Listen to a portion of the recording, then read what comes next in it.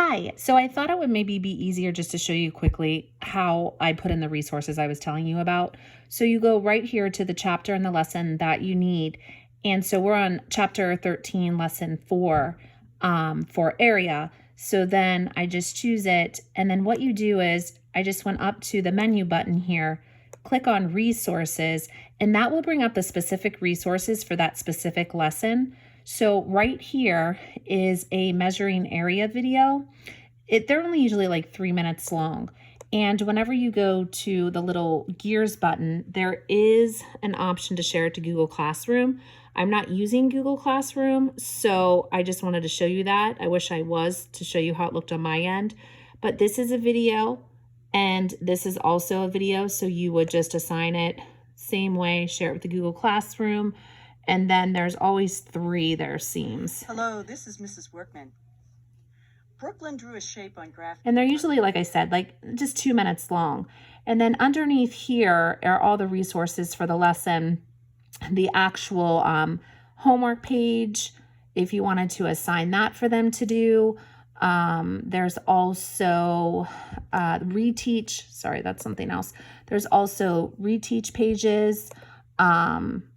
And that's what we've been assigning.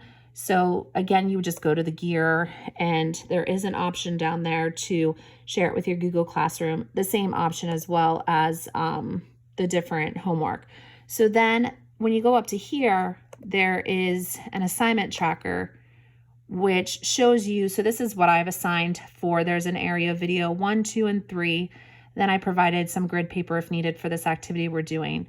And then there is a reteach worksheet on area. This one was from last week. But whenever you go in and make an assignment, you can put the date range and when you want it to be, and then hit apply. So if I wanted to make an assignment, I would just go to where I was before with the resources and pretend I just wanted to do this.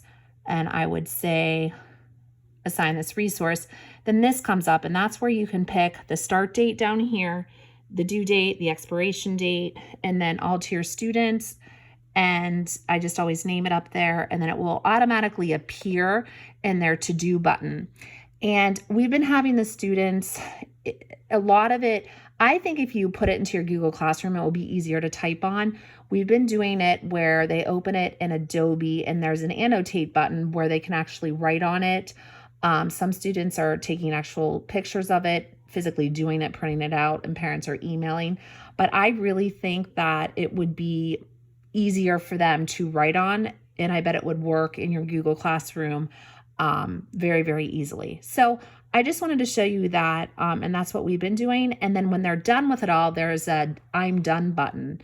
But in your Google Classroom, you would have that anyway to turn in. So just an idea for you. It's just something that they're familiar with, and it's been working really, really smoothly.